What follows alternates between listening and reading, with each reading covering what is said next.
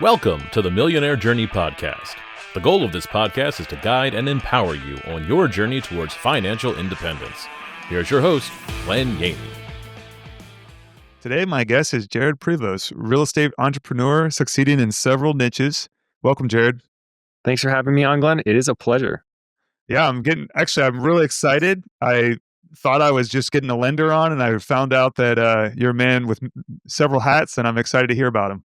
Yeah, one of the things about real estate, a lot of people tend to put themselves in a box, but there's a lot of natural verticals and just ways to provide value.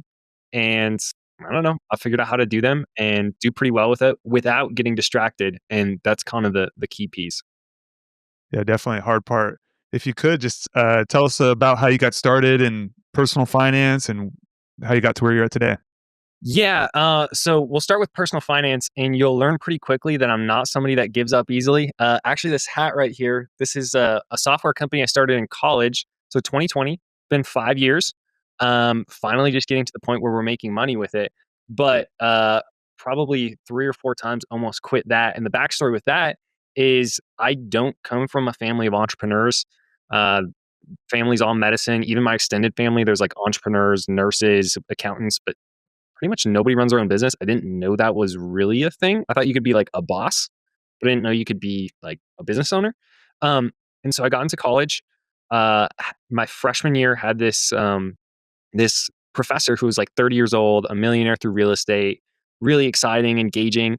And he kind of got me hooked on business. And then I got into finance. And then I did a ton of self-learning on personal finance. So I was always talking about it all the time. So then friends started asking me for advice. And that was where my first business came up with like, hey, my buddy Jacob, who was like my friend from freshman year, like, you're a software guy, right? Like, I want to take on these coaching clients, but I need to wait a way to actually be able to visualize their finances and provide feedback. And so that was kind of how I delved into the personal finance space. And one of the things I will say about personal finance, I feel like if you're in it long enough, you're like, Roth IRAs, 401ks, like, it's kind of boring. I want to do something like real estate. And so it led into like Bigger Pockets podcasts and then real estate. And then I ended up working for the guy who got me into personal finance in college, my freshman year, right after I graduated. So I was in Grand Rapids doing syndication stuff, managing properties, managed a Class D mobile home park for Open Door Capital. Nice. Yeah, it wasn't nice, but it was good experience. So yeah, that's kind of how I got into the space. And as you can tell, I've done a lot of different things in real estate that I've experimented with. Yeah, when you're managing a Class D property, I don't know how to rate them when they're that low. They could be an F, could be a D, but I can tell you, you start to really learn all the keys to successful property management because literally everything really matters. You're dealing with low income earners. You also have the delinquencies you're dealing with, putting good residents in, making sure they're taking care of the exteriors of the units. Dude, And it's literally my full-time job for sure. So I will say, like, I admittedly get really frustrated at ever since like Brandon Turner and like started endorsing it, and a couple of big influencer people, let's just say maybe 5 to 8 years ago, really got into the mobile home park space. I see these people who are like, on social media, they have a lot of followers, but I know they don't really do that much. yeah, Endorsing mobile home parks, and they're like, oh, you can systematize management, blah, blah, blah, blah, blah. It's so easy. Like, dude, from somebody who did it, a lot of these people can't read. So yeah, go have them make auto payments online. And like, by the way, a lot of them are mentally disabled and a lot of them never leave their house. Like, it's very, very difficult. And by the way, the amount of like revenue per the paperwork that you need to do, like if you're doing owner financing on homes, by the way, you got to keep track of titles, which is a huge disaster. Dude, people yep, titles. And in Michigan at the time, you couldn't get new titles for mobile homes. If you lost the title, you're done. Like, you can't move the home. It's not yours and you can't rent it out. There's like a ton of issues.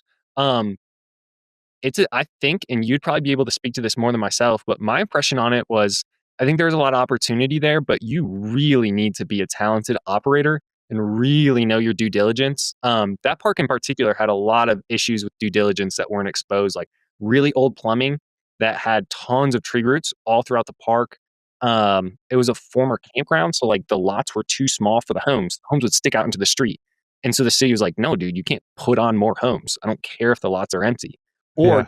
custom ordered super short homes, which is its own challenge. So yeah, dude, I think people really underplay the challenges, expertise you need in that field, which is one thing I'll say, like, dude, respect to you as someone who's actually in the space and succeeding. And like, that's why you invest in another syndicator's deal and not do them Yeah. yourself.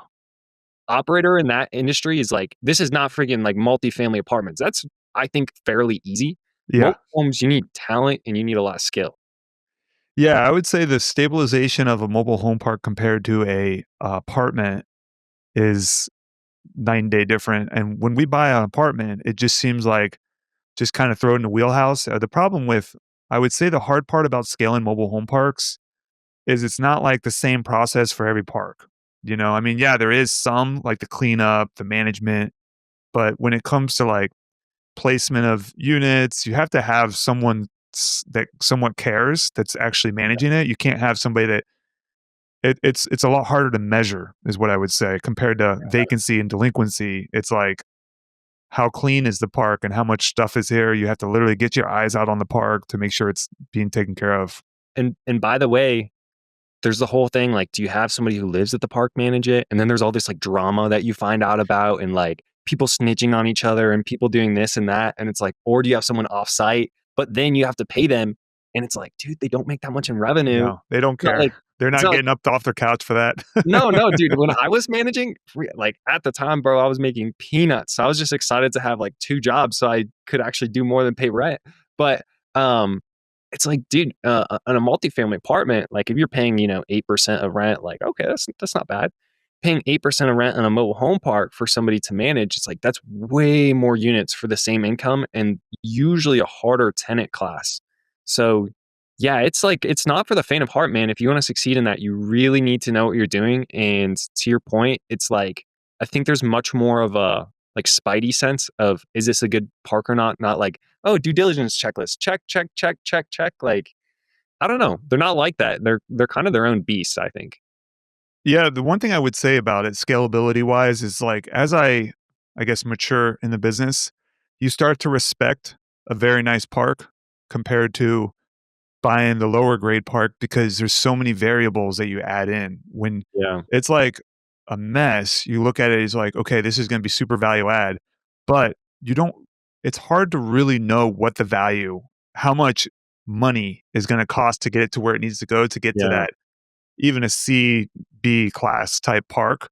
Yeah. And that's I've experienced it recently where you're just like, man, if we would have bought maybe like a C class park and just made it a little bit better and offset the utilities, it's like maybe we would have gotten to the same destination, way less brain damage. So Some it's a question that I ask myself regularly. Yeah, I think there are some Class D mobile home parks where you realize it doesn't matter how much money you put into this, unless you plowed it all over and redid the whole thing, it's staying a Class D mobile home park for whatever reasons. Maybe it's just like, that city just like that's where crime hangs out is just that spot. And you just can't Yeah, by putting money into it or the history of the city or any other factor. Like, yeah, you got to be careful, man. I think that's like a mistake that some people will make is like find the cheapest, crappiest thing, highest value add, highest profit. It's like, dude, this is not a simple calculation of yeah, 15K per home, and then we'll move it from class D to class B, and it will rent for the same as the park that's across town. It's like, yeah. you So there's a lot there, and I would say that we are. The one thing I would say about the parks that we own is even if you stabilize it within a year, which we've gotten to that point where you can get to a year stabilization, which used to take us 2 years to do. It's Mm, gone a shorter period, but it's almost like you've gone through the first round of cleaning up.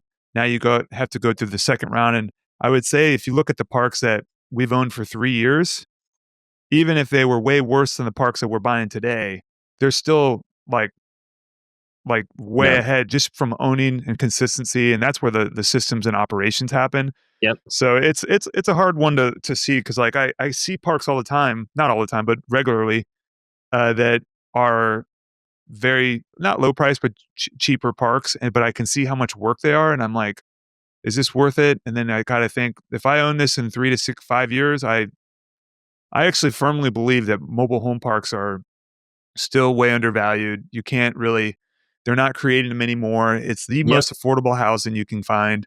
And, but Yeah. at the same time, it's like the management is by far the beast of the deal, Yeah. you know? Yeah. I think the pros is like, hey, they're not making any more of these. People are like, there's going to be never a shortage of demand for them. Um, and then also, I think another really big plus is like, once you do stabilize it, people in mobile home parks stay for a really long time. Like, they don't usually, at least from my limited experience, they don't treat it like an apartment. It's like their home. They will hole up in that thing for 20 years if they can, is Yeah. what I've noticed usually. Yeah. So let's go into your ventures, like, because you said that you've done a handful of them, and I'd like to talk about, so what did the software cover? Yeah. So where our software was at initially, kind of there was stages. Stage one, man, I was in college and I was like the coach and coaching people on their finances. And our platform basically allows people to see where they're at with their assets and liabilities. We call it a financial position, see how hard their money's working for them, how much they're paying on their debt, really get visualization on this. And by the way, I still every single month use this software for myself. Part two, it's like look at your revenue coming in and your expenses going out every single month, which I also do every single month. Would this be similar to like Mint or Personal Capital? Yeah, Mint died, I think like a year or so ago. Yeah. But What happened? How did that happen? yeah, it got bought out by I want to say it was one of the really big like accounting platforms, I think Quicken or something. But Into it. yeah, into it. Yeah, exactly. And here's the thing, Mint was either I think it was mostly free and they like didn't monetize it very well, but they got a ton of users, which is hard in the space to like get people to actually, you know, put any effort into their personal finances, which is Yeah. insane. But here's the thing, man, like people don't realize the back services, like for instance, connecting to bank accounts automatically, unless you're at scale, it's like a 50 cents to a dollar every time that app runs to grab info from your bank account. So if that's going Whoa. every single day or even if you did it once a month, but it's 5 accounts, it's like $5 of operating expenses. Is it And really? yeah. And you can only charge like for a software like that you're thinking 4.99 to like max, like $50 a month, depending how you want to price it. So I, I don't know exactly what their finances looked like, but I just think they were probably super unprofitable. And so Intuit bought them for the data and then was like, yeah, we're not running this. Like I think they just had a ton of data. And I think that's why they were bought. So the one I think that is most popular now is Monarch.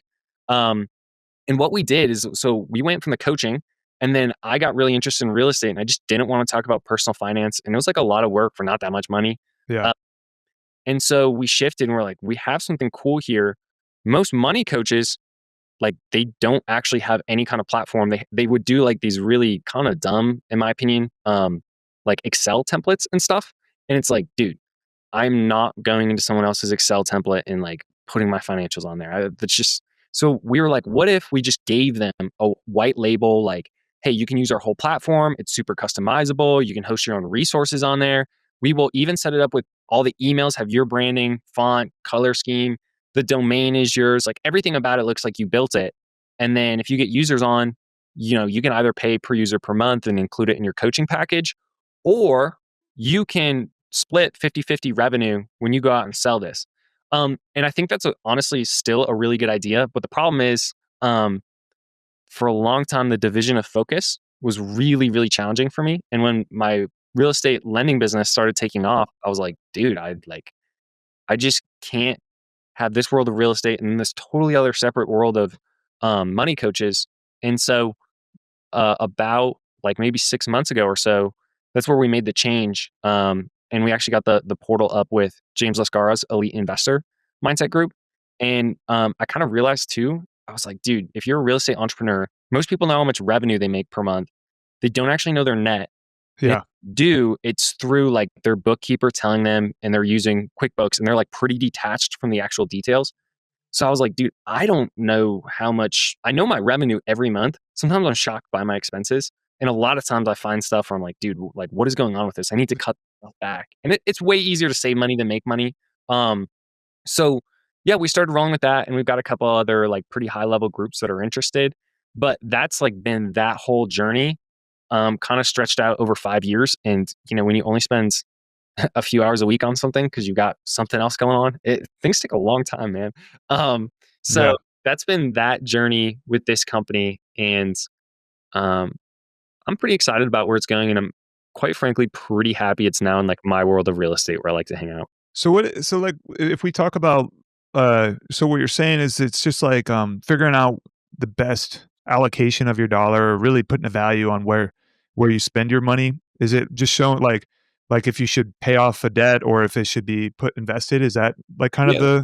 the We have calculators for that, but I would say overall, you're going to get a lot of clarity on where all your money is at, how hard it's working. You're going to get a lot of clarity on how much money you're actually making and spending per month. And then if you want to like be like, hey, this is my plan for next month, what it's going to look like, you have the capacity to do that as well. I will say personally, like a good example is um, obviously, I'm in real estate, which means when my money isn't in a real estate deal, it's usually sitting in a high yield business account, which only gets me, around 2%. I have a life insurance policy that will do a little bit more, but it's kind of hard to put money in and then I have to borrow at like, I don't know, 4 to 5% if I yeah. want to use that.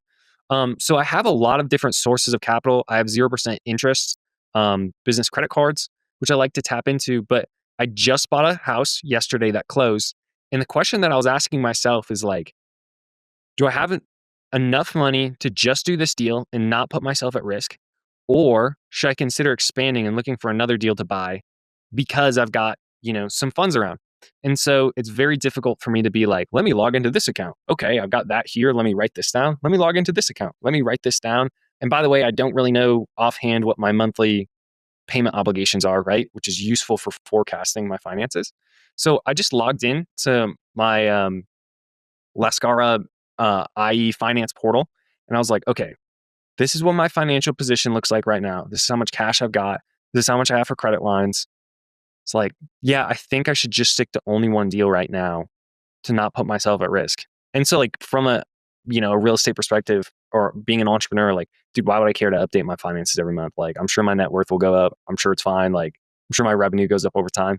So, well, I actually have the data to make informed decisions. And I'm not trying to be an average investor. I'm trying to be an elite investor, right? So for me, that's been very useful.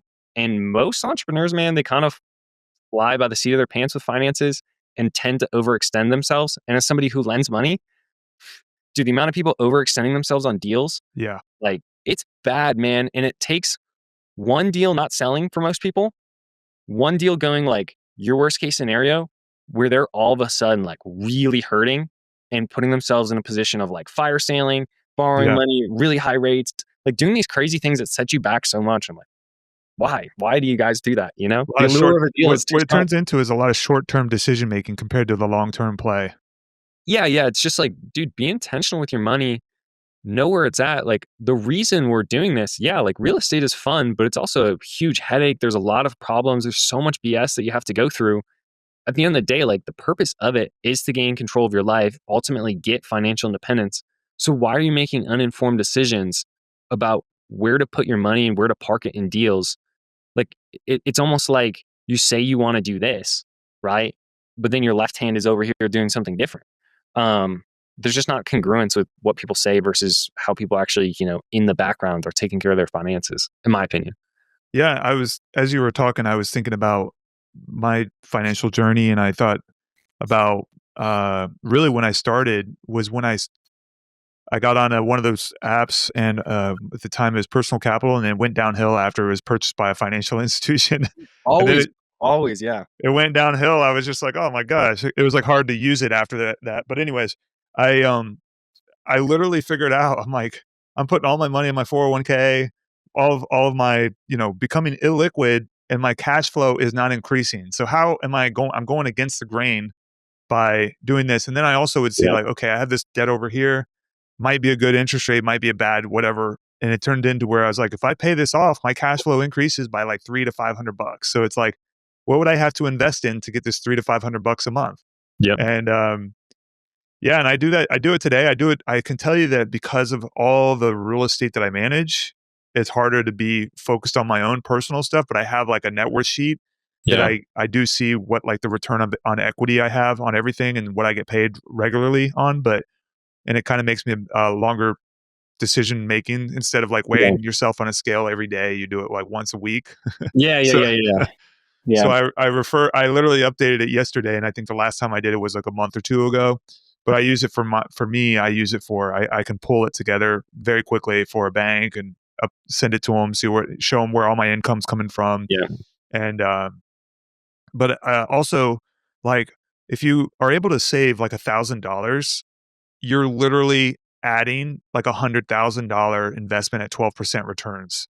Like, that's kind of how I look at everything. So I look Yeah. at my like a car payment, even though it might be a 5% interest rate or whatever, an 8% interest rate. I would look at it as, what would I have to invest to replace this payment, and it turn into like a Yeah. $60,000-$70,000 car, and it's like, okay, then maybe I should pay that off, even though it's a $30,000 car. It's costing me $70,000 worth of investment.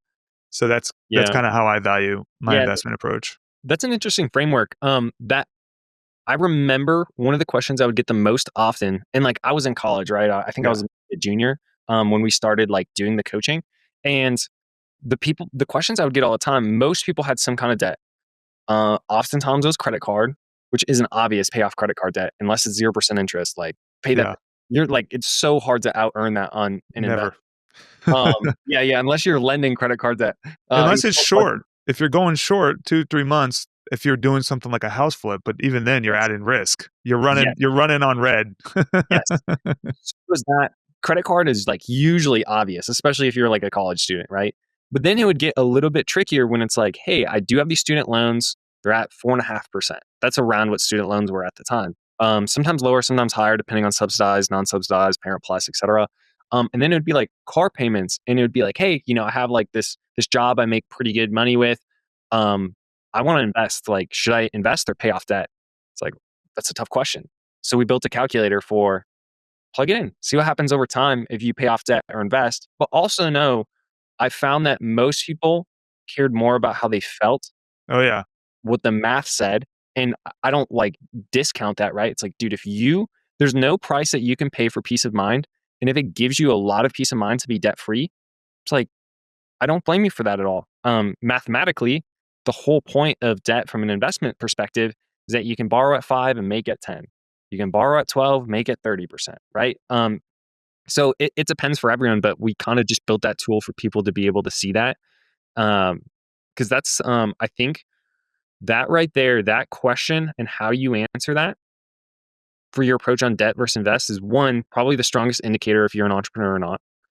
An entrepreneur is always going to take the debt to make the higher returns. And someone who's not is usually going to be the opposite. But it's also really good, like, hey, step back and take a look. Like, I get people that are like, bro, why would I ever borrow hard money at 12% and 2 points? Do you know how expensive that is? It's like, I don't know, man. Do you know how expensive it is to miss out on 4 great deals when you can only do 1 with cash? Pretty expensive. Yeah. I was going to say, with liquidity, it would make sense. When you have liquidity, the lenders want to lend also, and you're able to leverage it a little bit. And the expenses, actually, the 12% is based on your liquidity as well. So if you have, say, 100 grand and you're able to borrow the money and you still have 100 grand in your bank account or whatever the case be, you can take that 12% and spread it out over the 100,000 that you have available, and you have liquidity. Yeah.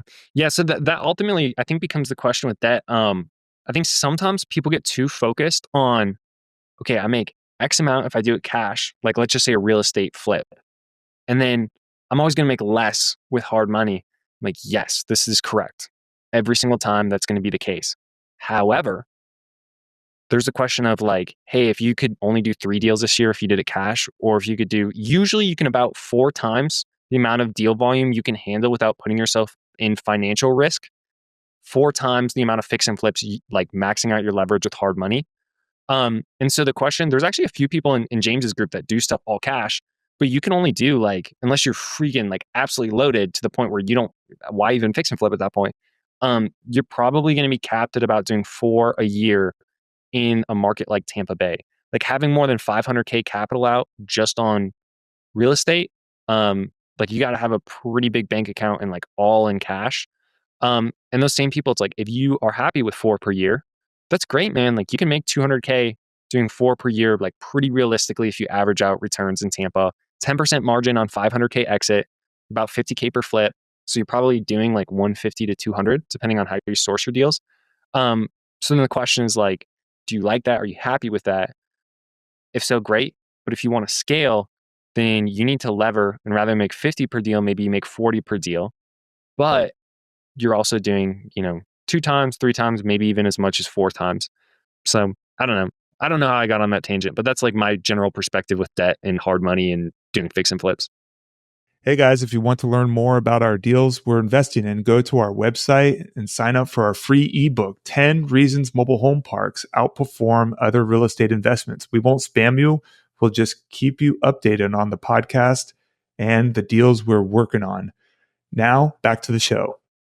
I'm going through it personally right now. And I think, we went pretty hard on 2024. We doubled our portfolio. Nice. And then it turns into, do you continue to raise and keep going, or do you take care of what you got? And then it's like, you realize you're like, well, just take care of what you have, make things work. And it's like, and then get the good foundation to go out and do it again. It's because I'm in the same mastermind group as you. And I think to myself, some of these guys are killing it, but I'm like, how long can you do that for? But then also, how do you, you have to deleverage over time. And I have to say, for me, and I've seen, what's his name? Ryan Pineda talk about it a lot recently. He's been like, I'm like, man, he must be going through some struggles because he's talking about more like less debt and more, before he would have been like, just go out and get the credit cards and do it. And for me personally, I'm just like, look, I have a good life. I don't want to have to reset this. I don't want to have to come back and try to get back into my nice living and all this other stuff. Let me just stabilize what I have. Then I can go out and go buy some more, Yeah, you got to go back to your why, but having high leverage at all times it's got to be counterbalanced with a lot of liquidity. I think I'm a pretty big Ryan Pineda fan, and I think that he mentioned that he lost several million when it corrected. I want to say maybe that was 2022. But kind of guy that like always just won on everything. So it's like, yeah, dude, always max out your leverage because I'll always make more than what I borrow against. But all of a sudden, when you're paying, let's just say 10 to 12%, 2 points, and then you come back and you're getting negative returns on stuff that you've levered, that goes downhill really, really quickly. And like myself, if we want to circle back on my journey, like my first fix and flip, I put freaking all of my money into it and then quit working for someone else wholesaling to try to start selling virtually on my own. So that was marketing spend. Dude, I had like no money left in my bank account. And then the flip lost money. And like I got my capital back, most of it. Yeah. But it was like, dude. Sleepless nights, I bet. Yeah, lots of them. Yeah, it was awful. It was like the worst feeling ever. Thankfully that puts me in a good position now. The shop that I'm with is the most aggressive that I'm aware of with newbies. We really like working with new, good investors because our philosophy is like, hey, you treat them really well, you really help them out on the first one, and they win, they'll stick with you, which has been the case and it's been really good for my business. But I really like it because I was like, hey, my first deal, I'm still really good friends with the guy who did the loan for me, but he wasn't really able to tell me like, hey, this is a good deal or like your reno budget's on or off. We actually partnered on it on it together, and like I feel pretty bad I lost his money. But now, like, dude, somebody new sends me a deal, I'm gonna pick this thing freaking apart. I'm gonna say, no, I don't like the wholesaler. I know the wholesaler. Don't do that. No, you need to watch out for this. You need to watch out for that. Really, really good at no. And of the clients that I've worked with, because I've done over 100 loans now, I'm probably near 150 or something on loans. So I've seen a lot of deals go full cycle at this point for fix and flips. I don't know that anybody who took my advice seriously, listened to what I said about the quality of the deal, and used the people that I told them to use. Can't think of any of them that lost money.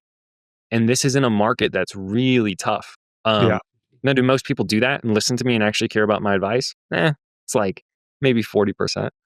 But the people who do, man, they'd never done deals before, and they're like, wow, we've done 3 and we've made money on all 3, and like, this is amazing. And I'm like, that's why I like doing what I do. Like, it's way more work to do that than just say, yeah, let's do it. But it's way more rewarding. Like, it's life-changing for a lot of people. Yeah, I mean, it also just speaks to your character as integrity. I mean, who wants to write bad loans? Who wants to put people in bad situations? Yep. I've had jobs where we used to charge a lot of fees and stuff like that. And then I was afraid to tell people about the fees. And then I'd feel guilty about it. And I realized it's the company's decision to charge these fees. It's only my decision to whether I tell them or not. Yeah, So, yeah, dude. Oh my God, man. The fees in lending is terrible. yeah, It's pretty notorious, and like I could tell you which shops do this and which don't. I've always put it in my pitch, like you're only going to pay fees. I want to say it's 5 times throughout the entire course of the loan. That's it. Pay points and you pay a processing fee at closing. You don't have to pay anything beforehand. No application fee, none of that stuff, right? You're going to make your monthly interest payments. When you go and do a draw, we don't make any money off that, but we do have to pay the wire fee and the inspector, and that's going to be a pass through to you. And then the only other thing you pay the entire course of the whole loan is when you get the payoff, we have to like pay money to get the deed unrecorded. So you're going to have some fees there, probably about $500 total between a couple of different things, but that's it.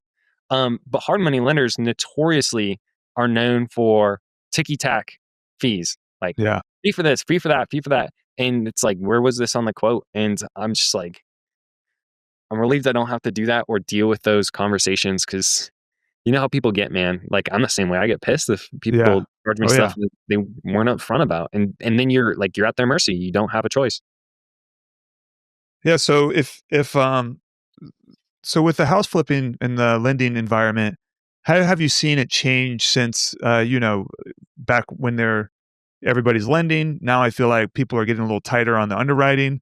Like where do you see that going right now? Do you think it's going to Yeah. shift to? I actually feel like they're stricter than they've ever been in a long time, since Yes. since 2020, I guess.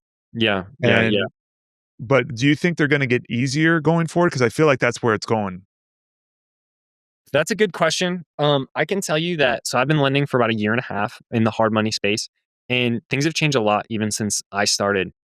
So there's kind of two different things going on.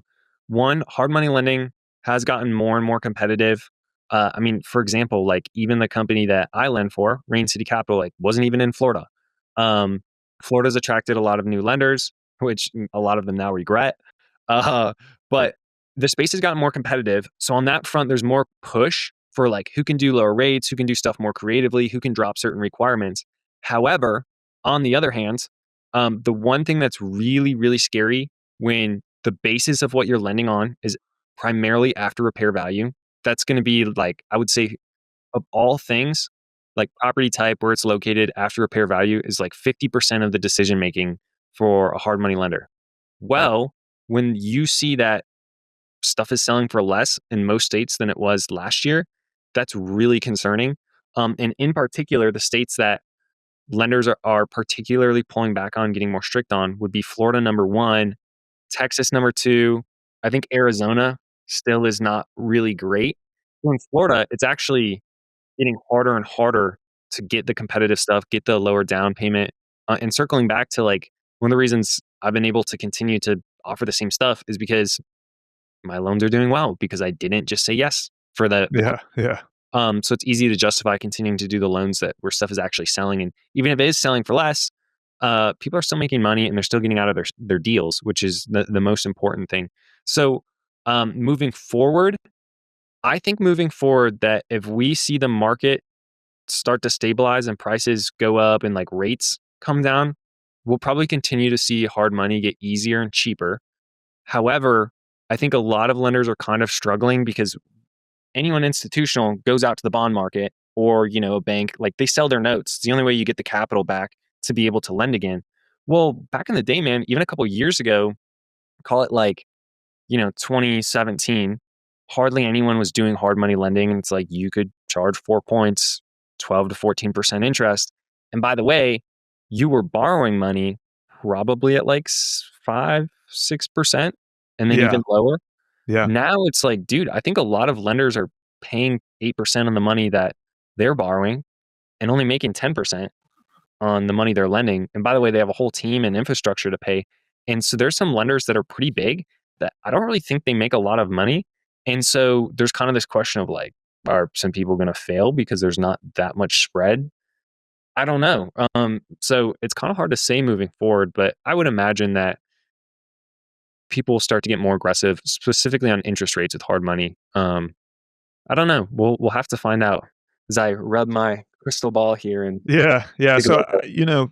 also the other thing that I've kind of seen also is the conventional banking has gotten easier through the past year or so because they also have to lend. If they don't lend, that's their business. So it's like if they're not lending money, they're not. That's kind of their revenue source. Um, So yeah, there was a time in 2023, 24 that I've noticed that they were getting stricter and that it was like pretty much not writing loans. I can see that they are starting to shift. Getting more competitive. They might not be making as much because they have to get lower their rates yeah, to get loans across the finish line. But that also competes with not quite hard money guys, but for like the long term hold. Because yeah, for yeah, us, yeah. it was kind of like Like ours the was. Go ahead. 30-year DSCR type of stuff. Yeah, I've seen some low ones. I've seen DSCR. I think in the sixes, which is pretty good, and Yeah, yeah, some non-recourse yeah. small loans, which I was shocked to see. You know. DSCRs, I will say, I think have gotten a lot more competitive, specifically on like requirements and rates. I think the thing with the rates right now, there's really only a handful of note buyers, at least from my limited knowledge that I'm aware of, that will buy these. So like, you can imagine it's almost like, say you had bananas and like bananas came from 5 different farms, but there's 100 different grocery stores that sell the bananas, right? I think it's kind of like that with DSCRs. There's like only so many places that actually set the rates for them, but then like every shop will offer it, and it's just where are you getting your rates from and how much are you adding on top of it. And I've seen for sure DSCR way more people are offering it, which puts more competitive pressure on it, and like they're definitely getting more flexible on what will we allow? Like, are we cool with short-term rentals? Well, a couple years ago they weren't. Now they are. Yeah, yeah, Khalid Murad, he does a lot with DSCRs, and he mentioned some like places he's got that are really creative with DSCR. I suspect that in the next couple years, there's going to be more actual pad split DSCR lenders. I'm only aware of like 2 maybe that do it without you being like creating a lease, then finishing the reno, and then doing the pad split thing. yeah. I think that space is opening up a lot, um, in like higher leverage. I also will say though, the one that I don't sell it. It's the one thing that the only like more conventional type of thing that I wish I could offer is the investment property HELOCs. Oh Those, yeah, dude, that is like, in my opinion, of all the debt products in real estate, man, I just think that's such a like that and 0% interest business credit are the 2 that I'm like, these are really, really good. Like, it's always going to be better if you can get one of those if you owned a house from like, say, prior to 2022 for sure, but maybe even 2023. If you've got an investment property, you want to get money out of it, dude, that's got to be like the best way. Investment property HELOC, usually up to like 75% LTV, pay points on the line one time, and then you can pay it up and down. I know they float on the rates, but that might not be a bad thing. And I think that there's like some debt to income stuff. Like I know they're not super super easy, like hard money to get, but man, that's a cool product. I mean, to the best of my knowledge, that wasn't really around a couple of years ago. yeah. And I'm told that that's kind of like how they finance houses in Australia, which is kind of Oh, cool. really?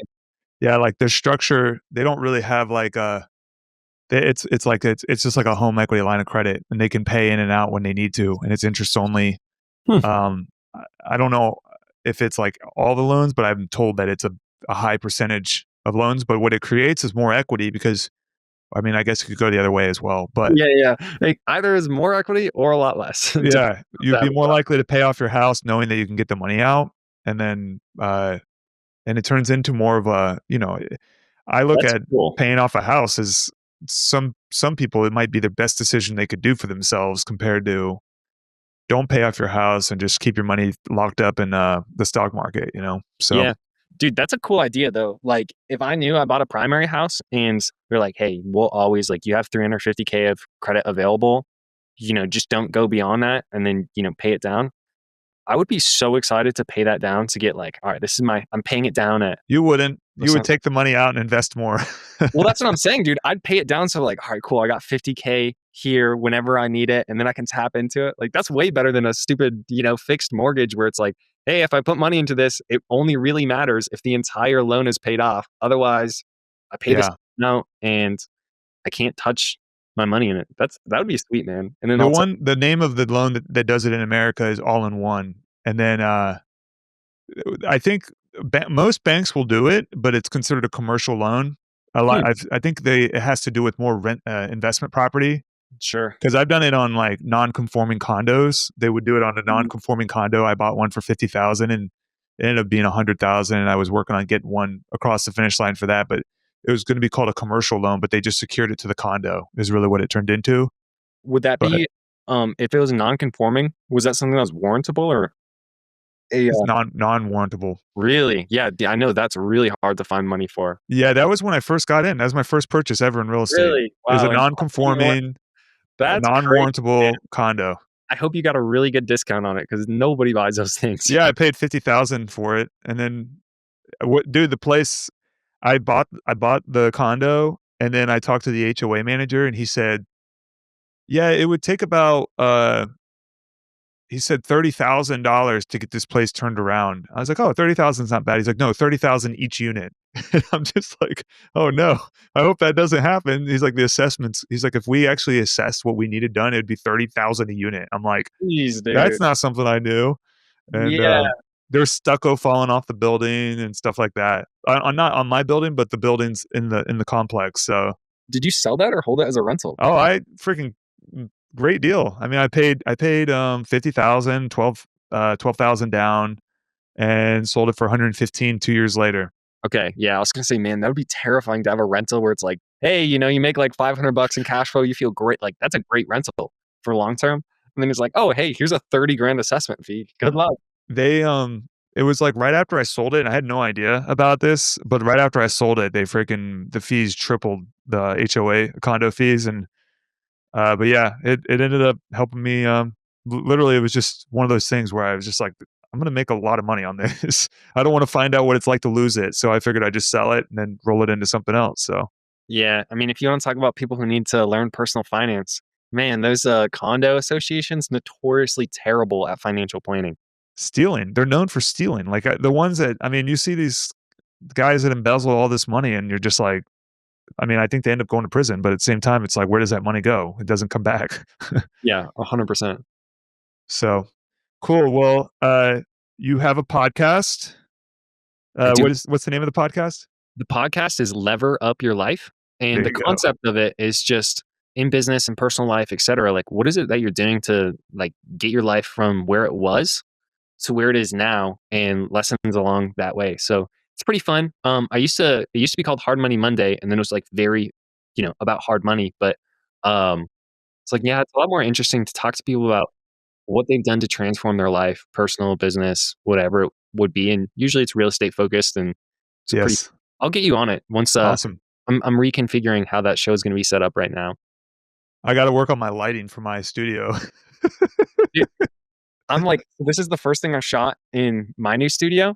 And I'm like fired up about it. I'm like, dude, It this is looks great compared to mine. Mine's bad. Yours is good. So yeah. What's not seen is me like being super pissed off at like 11 p.m. painting the wall again. Oh my gosh, dude. But maybe that's a lesson learned in hiring. I don't know. there you go. Well, I appreciate you coming on, and we'll put your contact information in the notes. All right, awesome. Thanks for having me, Glenn. It was a pleasure. All right. Thank you. Thank you for listening to the Millionaire Journey podcast. Please rate, like, subscribe, leave a comment, and share with somebody you think would enjoy listening.